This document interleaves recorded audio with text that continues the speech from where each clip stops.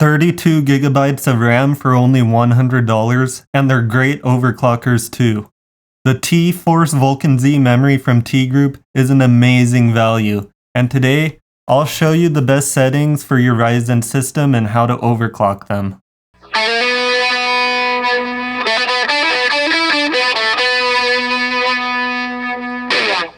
Hello, my name is John and this is Phaser Tech. Today I have another review, and this time it's on a memory kit that I recently purchased. The T-Force VULCAN Z memory from TeamGroup, which I got from Micro Center for just a bit over $100. And it's also available on Amazon for the same price. Now you can see that there are other models here that are rated for slightly faster speeds and looser timings. But I would recommend just getting the cheapest version because they're all essentially the same with slight differences in binning. The higher rated models might overclock a little better, but I really don't think it's anything you will notice.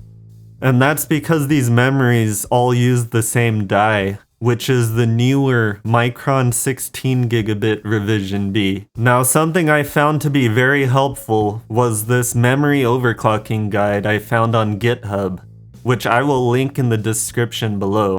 So we'll first scroll down and look at the expected max effective speed of these Micron 16 gigabit revision B chips.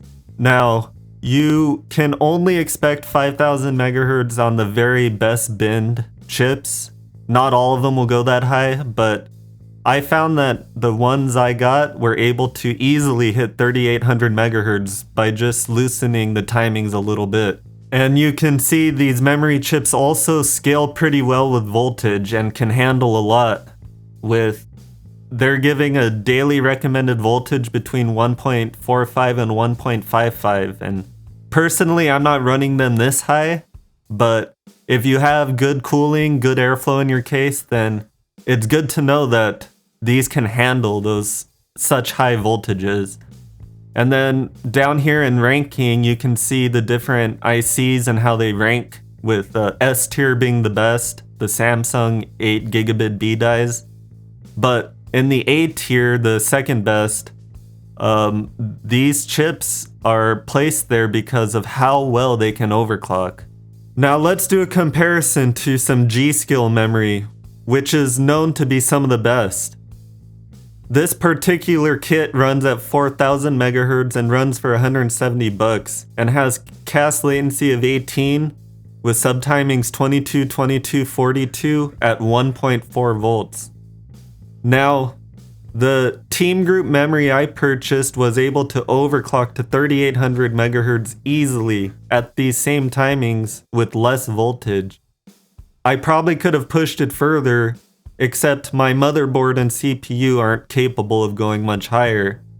Now, something else to note is that the TeamGroup memory is only single rank.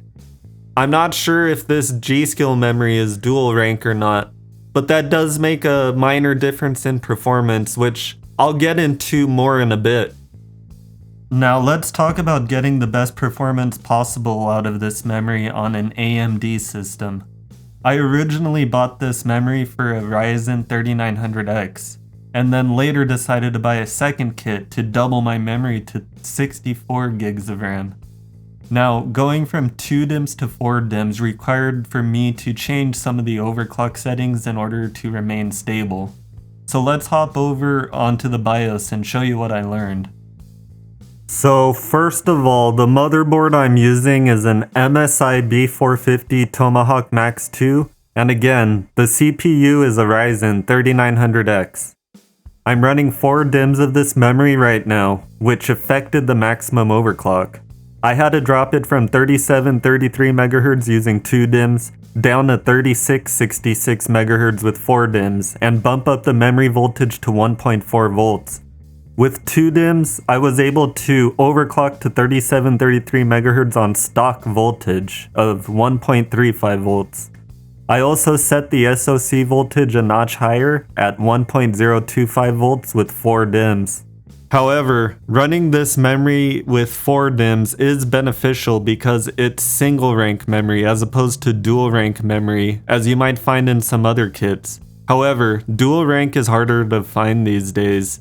So running 4 DIMMs of single rank memory will give you the same performance as 2 DIMMs of dual rank memory at the same given speed.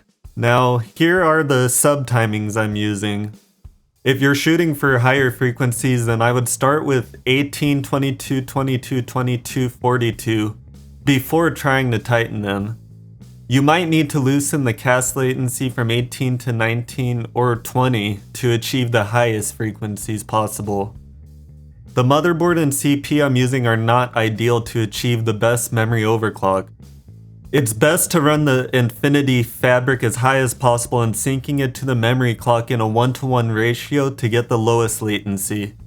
If you're running a 5000 series Ryzen CPU, then you should be targeting 3800 MHz for the rated memory speed, which would give you an actual speed of 1900 MHz on the memory controller and Infinity fabric.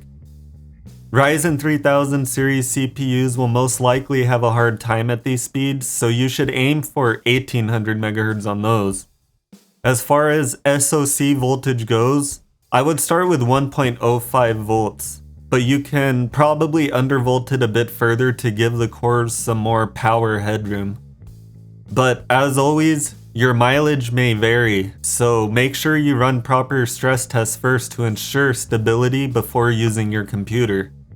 Running Prime 95 large FFTs is a good way to stress the memory and Infinity fabric to test for stability. When running an unstable memory overclock, you run the risk of corrupting files on the system drive, so it's a good idea to run these tests on a clean install of an OS that doesn't contain any important files. As a final stress test, I recommend running Prime 95 large FFTs in conjunction with the OCCT VRAM test for an hour or two to ensure full stability. I'll link both in the description below. Thanks for watching, and I hope you found this video helpful. Stay tuned for more videos here on Phaser Tech, where I'll be covering everything computer technology related, engineering projects, music, and guitar gear, among other things. So if these things sound interesting to you, then please like and subscribe to help the channel grow. Thanks again, and I'll see you next time.